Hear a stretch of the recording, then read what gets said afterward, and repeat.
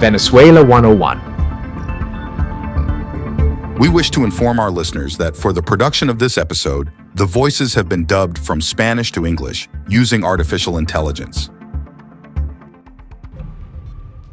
Welcome to a new episode of the second season of Venezuela 101. This is Melanio Escobar speaking. And here, Miguel Pizarro. In the fifth episode of this season, we are joined by Sergio Contreras. Sergio, welcome and thank you very much for being with us.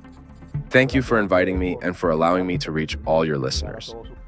Sergio is a Venezuelan lawyer with a master's degree in public management and experience in asylum, refuge, forced migration, and humanitarian action. Also, Sergio is a human rights defender, as well as the founder and president of Refugiados Sin Fronteras, an NGO that works on the rights of refugees, migrants, and displaced persons. Sergio, to start, we know you have extensive experience assisting migrants, refugees, and displaced persons. Could you share with us a significant experience you've had in your work with Refugiados Sin Fronteras? What challenges have you faced, and how have you overcome them? Well, I think the biggest and most significant challenge was undoubtedly the arrival of the pandemic. We were an organization primarily focused on advocacy and international humanitarian law, but when the pandemic hit, everything changed. We immediately realized that a large number of Venezuelans would face severe difficulties due to the cessation of commercial activities and the resulting loss of income.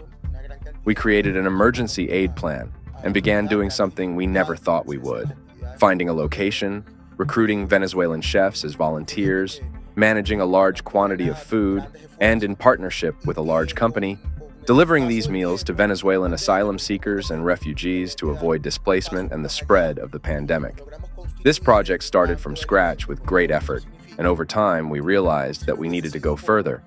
We became a food bank, which wasn't easy, but without those initial steps, we wouldn't be what we are today, the largest food distribution entity for vulnerable people and refugees in the Madrid community.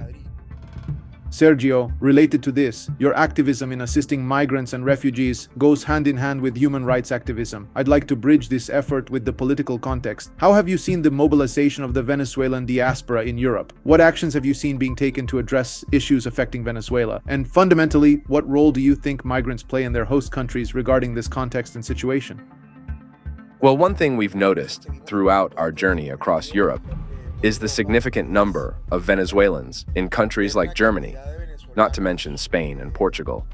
There are differences with migrants who began arriving in Europe about 6 years ago. We see Venezuelans facing different kinds of difficulties, often coming from a second or third country, making this their second migration. These Venezuelans, with specific socio-educational backgrounds, face challenges such as not having access to asylum due to European criteria that deem them from a safe third country. This results in them taking jobs they likely wouldn't have in Venezuela due to the difficulty in getting academic qualifications recognized and obtaining work permits. These challenges have led to Venezuelan groups organizing for advocacy, which I see as very positive. For example, in Portugal, Germany, Italy, the Netherlands, and Belgium, the Venezuelan diaspora is organizing to influence key actors. We're even working to advocate at the European Parliament level to bring about changes that could positively impact Venezuelans directly. One common thread we've noticed in Venezuela 101 is the difficulty Venezuelan migrants face in regularizing their status. Hearing this echoed in Europe is no surprise, but it's worth highlighting. This should prompt decision makers to look at Venezuelan migrants and understand that stability in legal status is crucial, not just for the host country, but for continued efforts for democracy in Venezuela. You have an interesting initiative called Caravana por la Libertad. Can you tell us about its main motivation and the achievements you've gathered along this journey? Well, first I'd like to comment that what you're saying about integration is a truth that some actors find difficult to accept. Refugees can't return to their country without going through integration. Without social mobility, they can't return because they lack the means and don't want to return as failures. This, of course, is when democratic and security conditions for returning exist. Public actors need to understand this to develop policies that truly foster integration. Regarding the caravan, we felt the need to raise our voice and knock on doors. alerting parliaments and major parties about the massive human rights violations in Venezuela. We emphasized the risk of a significant new wave of forced migration if there isn't democratic change on July 28th. This effort included meetings with centrist and right-wing parties, and we were gratified when the Portuguese parliament passed a resolution with the same requests we were making.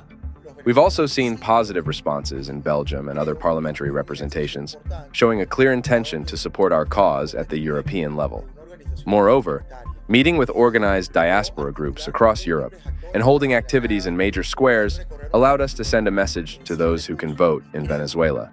This message underscored that voting is not just a way to restore civil and constitutional rights, but also to give hope to an entire population.